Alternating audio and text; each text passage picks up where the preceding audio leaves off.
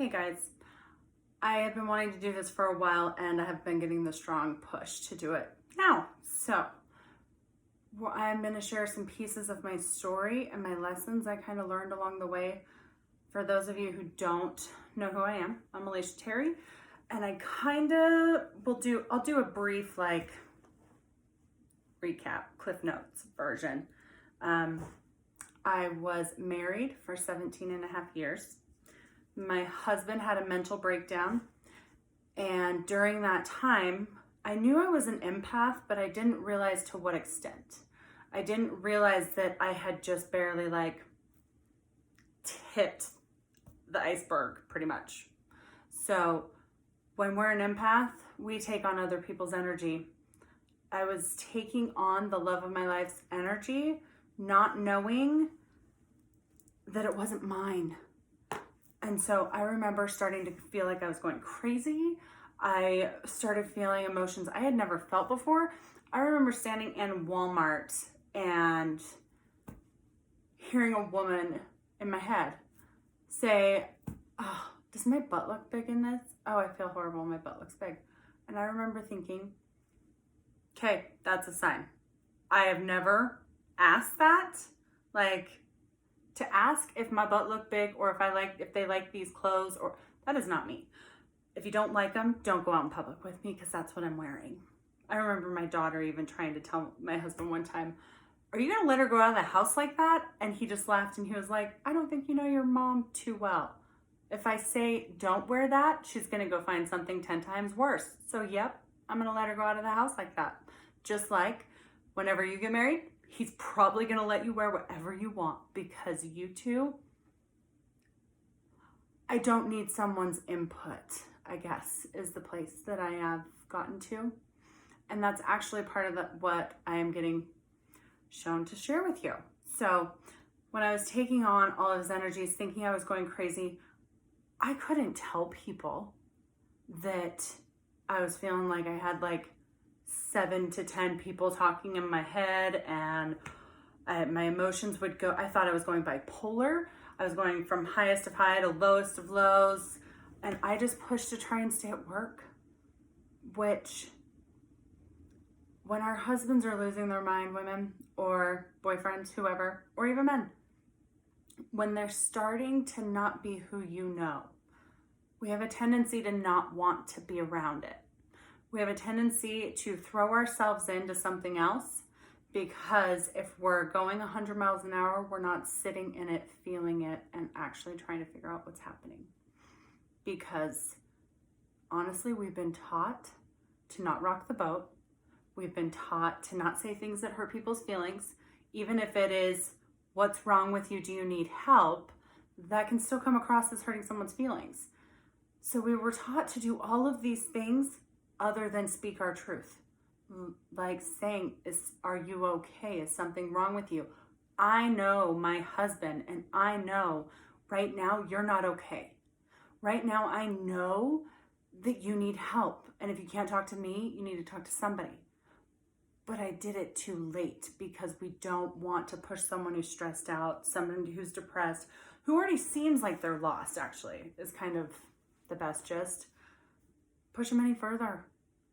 Same thing with telling somebody how you really feel if they're already depressed, sad, whatever. One of the things I learned is every time we've saved somebody else from pain, from their own actions, because we're not willing to speak our truth, we're just holding them above their rock bottom. We're keeping them, which is exhausting us, but we're keeping them above their rock bottom. Meaning when we finally get exhausted and are done, because when we don't speak up about whatever it is, you're lighting a fuse to a bomb that you just don't get to pick when it goes off. So you're holding them up. I'm holding them up. We start taking things off their plate to try and make their life easier, which then when they wake up every morning, what are they fighting for? What is their obligations? What are their responsibilities?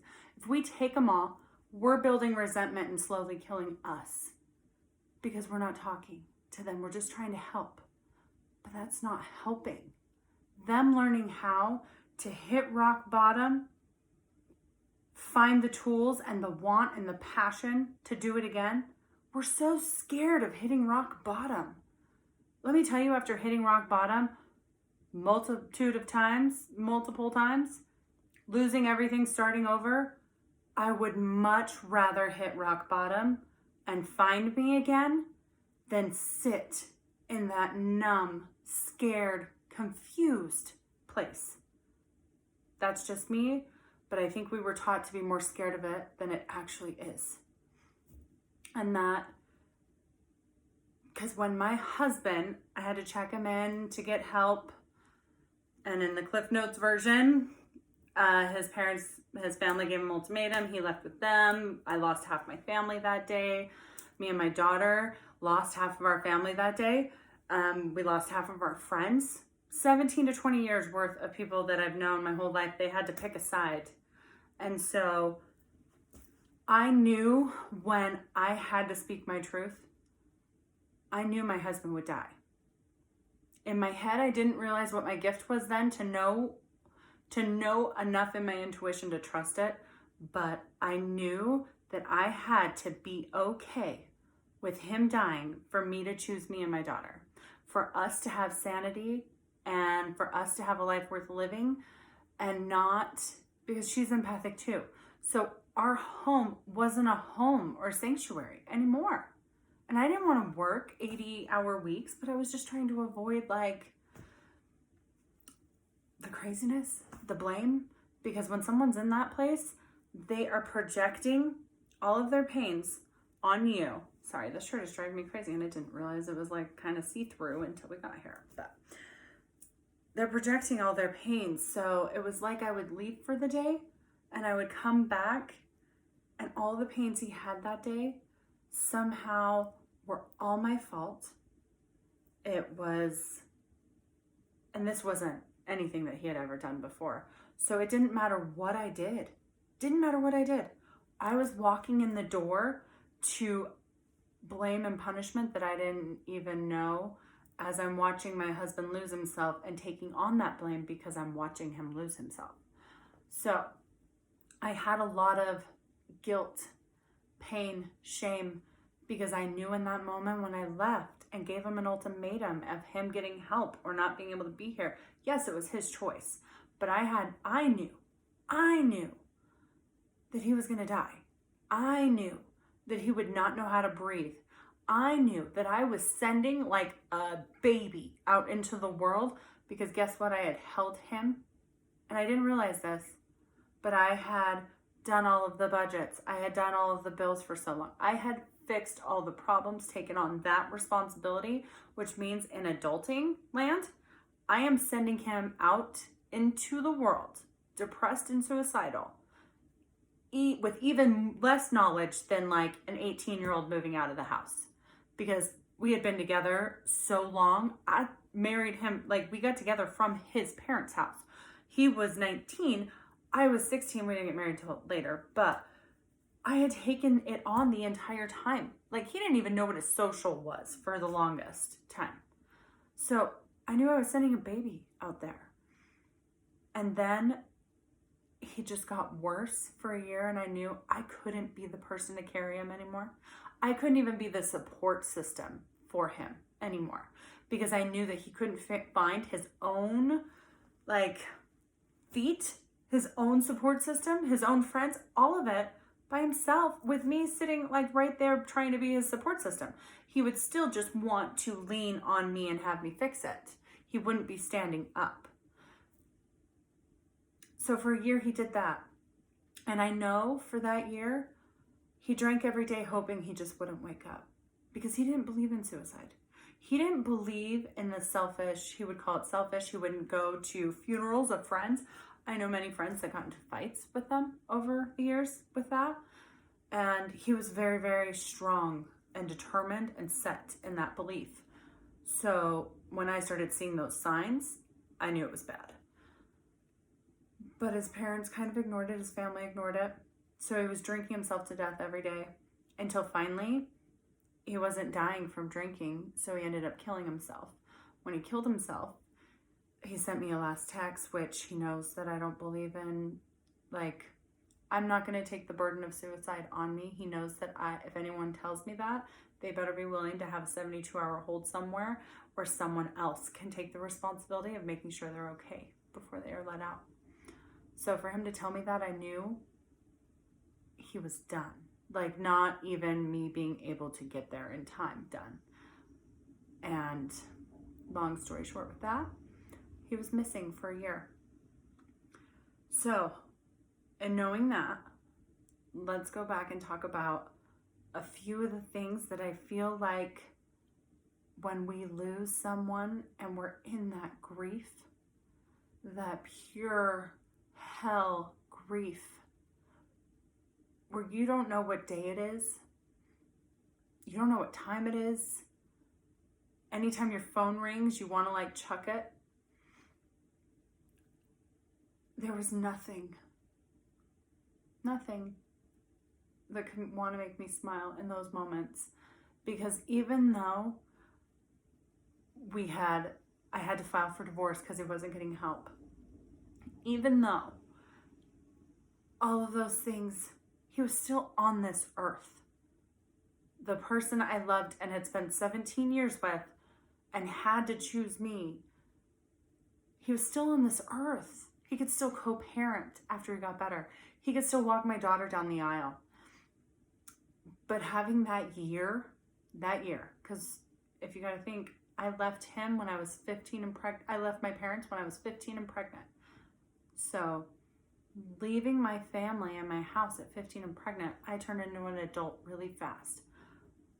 But I had never known I could do it by myself. Like deep down, I think we know, but actual evidence of it, he had always been my rock. He had always been my cheerleader, my foundation, my support system. So having that year while he was still alive, I know was the best gift that I ever could have gotten, ever. Because with him still on this earth, I made that the year of yes. Saying yes to everything that I realized I had been saying no to because I was too scared of growing and having that be a trigger for him. Again, holding him right above rock bottom, which was making me shrink. And that year, I had books I did. I was on the front page of magazines, was interviewed, did podcasts. I said yes to all the amazing things I had earned and was saying no to before because of my fear of losing him, which just was holding him in pain longer, I guess. And then they hit harder. Because when we're falling in little chunks. When someone starts holding us from falling, meaning enabling you to be shitty, enabling. Whether it is a parent paying your bills because you're not doing it and not wanting to adult, whether it is a wife bailing the husband out every time or giving them a pass or not saying what actually hurt them and how their feelings are, whatever it is, they have no responsibility for their actions. Being scared to give somebody responsibilities for their own actions is exactly why the world is the way it is. Exactly why we're having issues with the world the way it is. Exactly why women don't know to speak their truth and be authentic, and that's actually sexier than being the quiet kitten in the corner. I don't know, to me, it is way sexier for someone to know that I'm never being BS'd. They know how to say what's on their mind and have some grace with it. They know how to fight for what they believe in, and I know where I stand.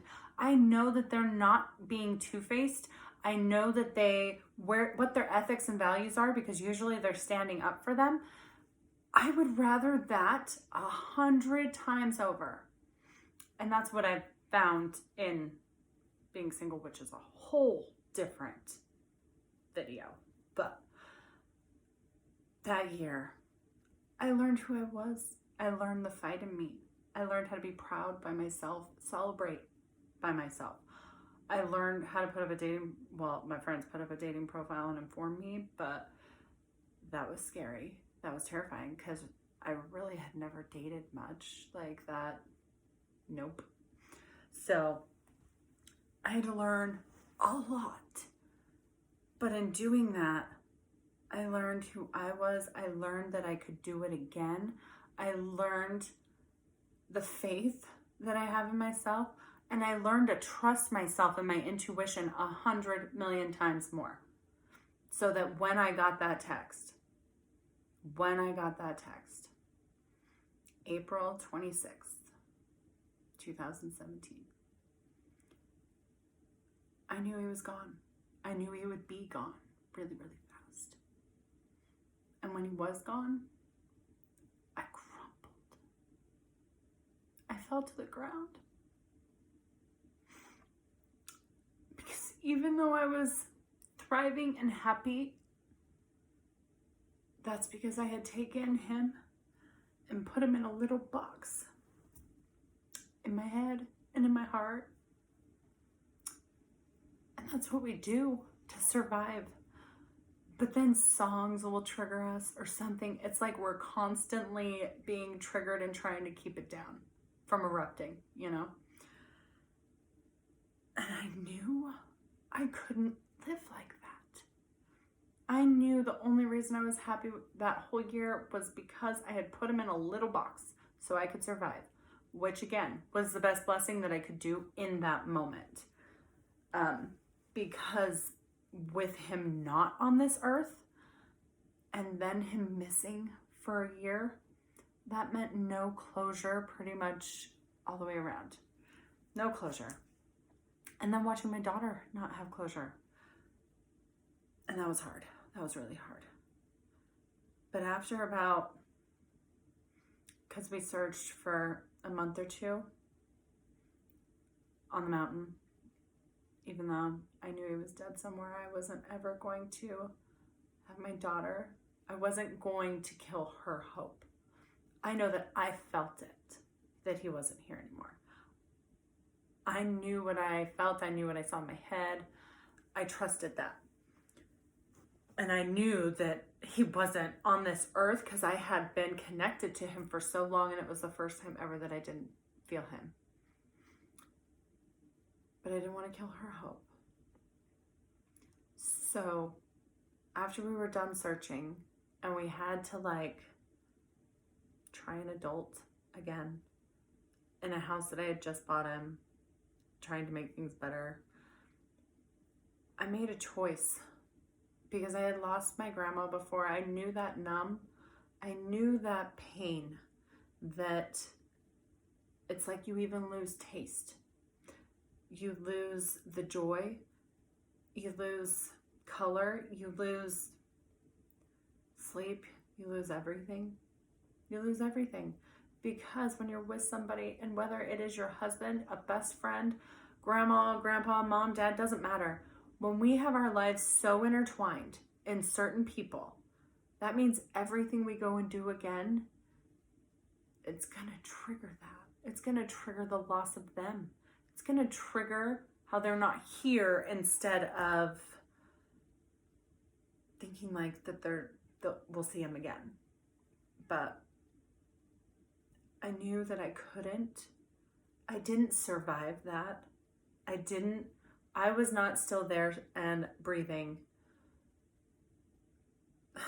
to be a horrible mom and numb to my daughter, the one who helped me remember what boundaries were because she reminded me what me and dad had taught her. So I made a conscious decision to try and purge as much as possible, I guess.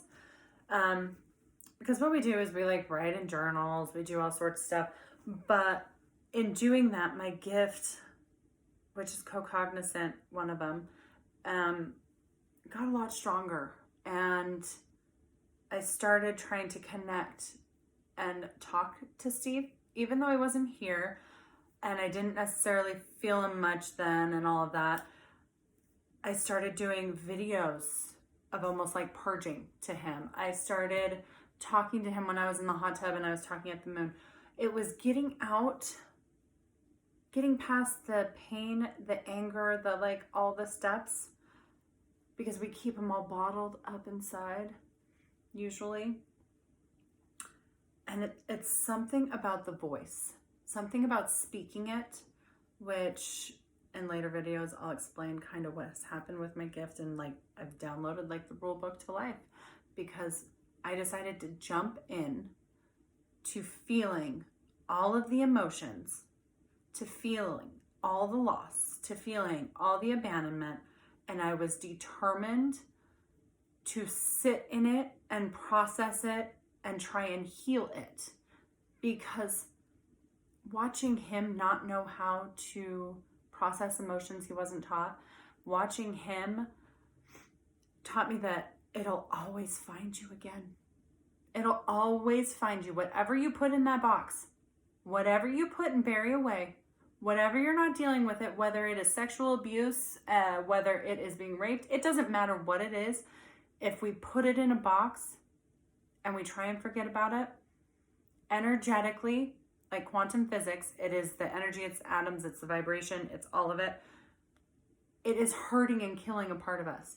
And it's attracting in more pain because we've left it sitting there, festering, and almost turning into an infection. So it comes back. It comes back. Just like it came back for him. And I had been holding him up. So he had no tools, no nothing. So when all of his emotional pain ended up coming back, and I ended up having to pull my energy away and not hold him up anymore, it was like he fell off a cliff and had no tools and no way and no people to talk about with at all either. And that's probably been one of my biggest lessons, because I didn't realize that I was a huge enabler, because I just wanted to love, an unconditional love, whether it's kids, whether it's teammates, people, it doesn't matter. I was exerting way too much energy and giving for people that weren't doing their own work to earn it. And then when I lost him and needed people, they were all the ones that couldn't show up. They couldn't.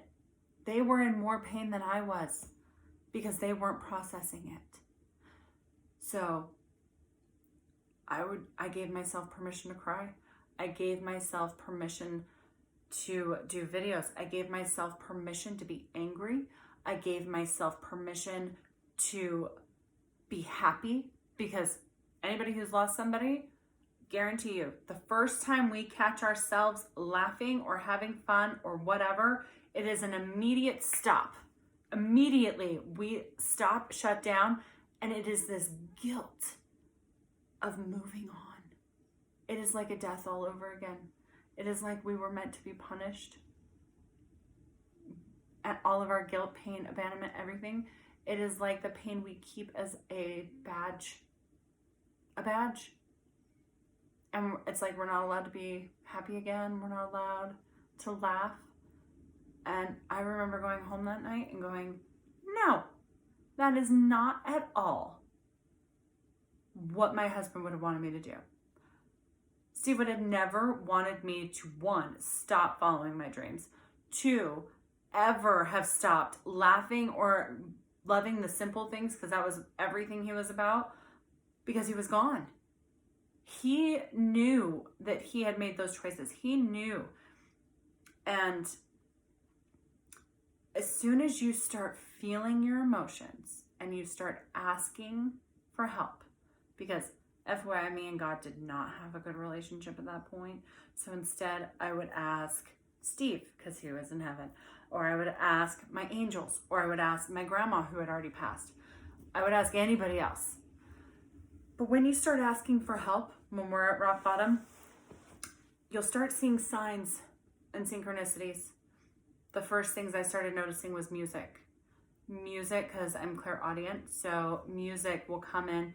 And have you ever had those times where you're listening to music and it's almost like a background noise, but then all of a sudden certain words and phrases, they will catch you? That is usually your angels, the person that you're focused on, whatever.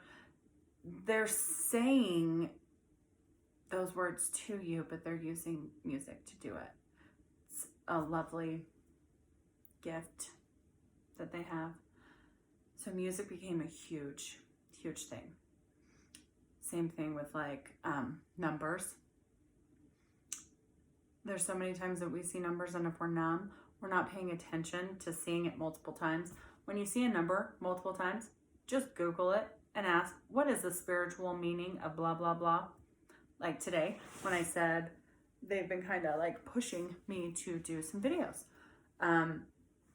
The last 2 days I've had like 2 or 3 that were number like confirmations. And one today was 911. Well, when you look up 911, it's all about giving up the fear, giving up judgment, giving up anything to be able to do your soul purpose and your soul mission. The only way we find our soul purpose and soul mission, FYI, is when we are in hell and we ask for help and we follow those signs. Eventually, you're getting led with breadcrumbs down a rabbit hole. When I say breadcrumbs, for me, it was like a song that maybe refers to another song or just starts playing after, or I would have numbers that would refer to another number. It's like they give you the clue for another breadcrumb in there. Or I've had YouTube readings just start playing. I've had old letters that he wrote end up on my pillow. I've had crazy, crazy, crazy things. But though it's a breadcrumbs, little tiny breadcrumbs and clues that take you down. But as you're going, if you're learning your lessons, you're going up like a spiral staircase as you learn. So we get so scared that we're going to like hit that same pain again. If we actually learn it, we don't, and we're just keep going up. I'm not saying it was easy. Definitely not. But I'm 3 years later, I'm happier than I've ever been. I love my new house and where I live. It feels more like home than I've ever felt. I love myself and know myself more than I ever have. I trust myself more than I ever have. And I wouldn't change one freaking thing. Not one. And it's been a daily learning my lessons, daily choosing to fight for me, daily fighting for my goals and dreams.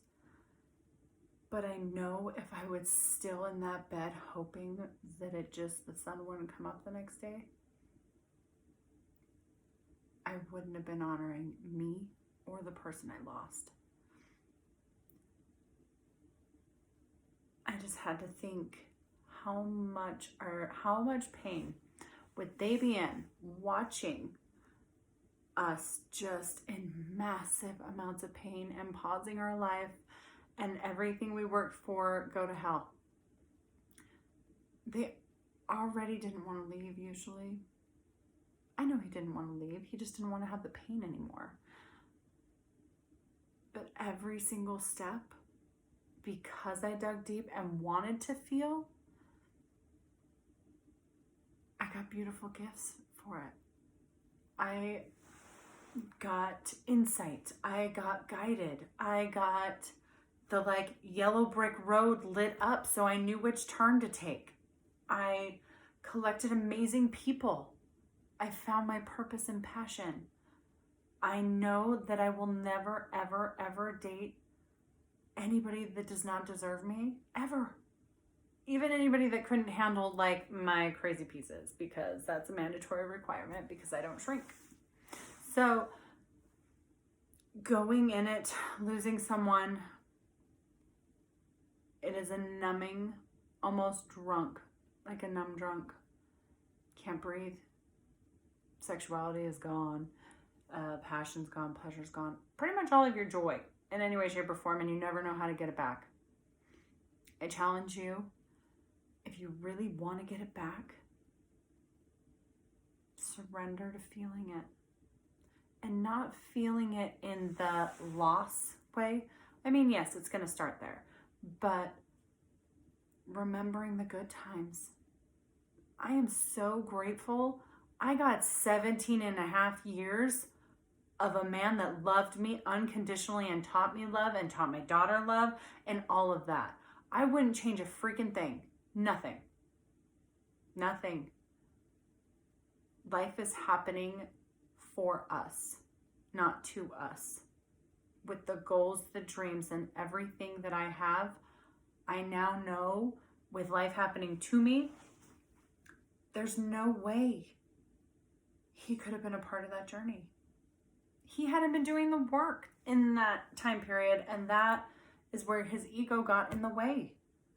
When we have big goals and we're here and we have big goals that are over here, we don't jump to the big goal. We have to learn the lessons going up the spiral to make it to the goal.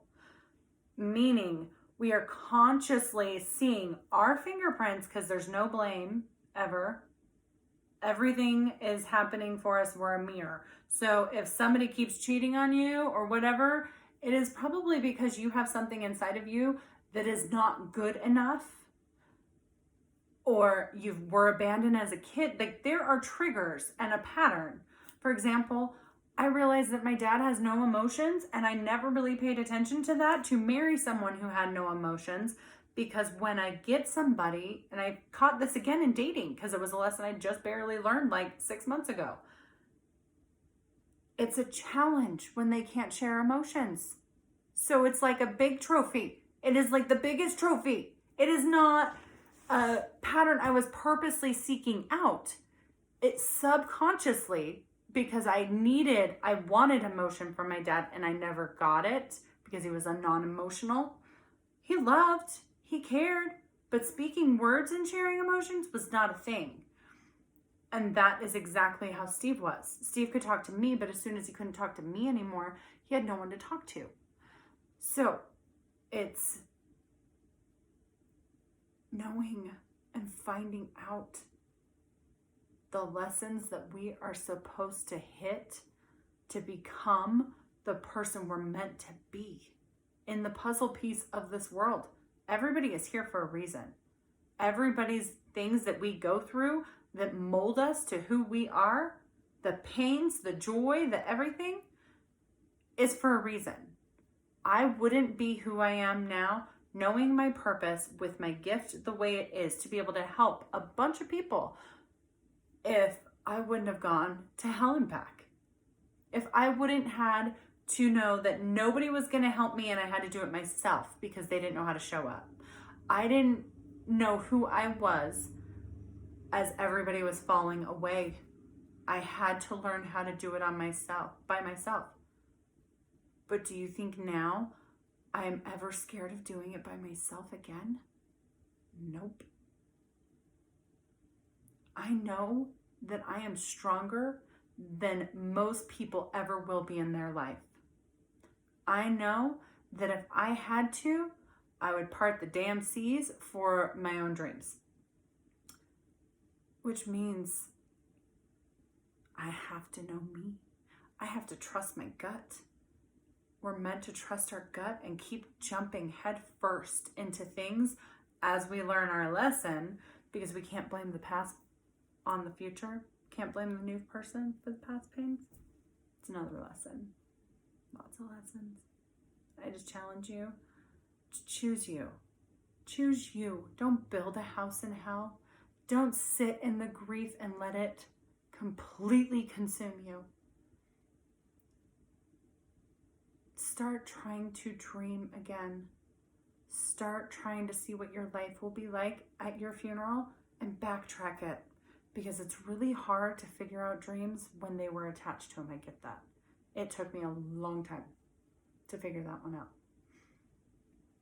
But as soon as you do and you choose you, the pain starts becoming a good scar that you can use to as a foundation, look to for a foundation. It's almost like you can hear your angels cheering you on as you go. They will help show you any way they can that they're there for you and they want you to get your dreams, but they can't help you until you have a dream. We have this thing called free will, and they can only help guide us to the goals that we set. So set some. And in the beginning, set baby steps, like going to Target, like showering and getting dressed, like going out with the girls, something. Baby steps. There's still goals. Giving yourself permission to cry, smile, and laugh is huge. Give yourself grace. You're meant for big things in this world. When we feel lost like that, when we lose someone like that, we're meant to have a thicker skin to be able to help other people. And we can't do that if we get consumed. And I promise I could have easily been consumed. There was some days in the beginning I wanted to be consumed. Just to not feel it, see it, and all the pain of everybody else. So I get it. If you ever need some more insight or any of that, that is part of what my gift is. Connecting into those pieces that are holding us back and being able to figure out exactly what your angels want you to do. And a lot of times it's connecting into your angels because they are screaming because you're not listening when I finally get you. So if you ever need help, reach out. But apparently I'm going to be doing lots more of these pieces of shit that I've learned along the journey of surrender. So love you all. Talk to you later.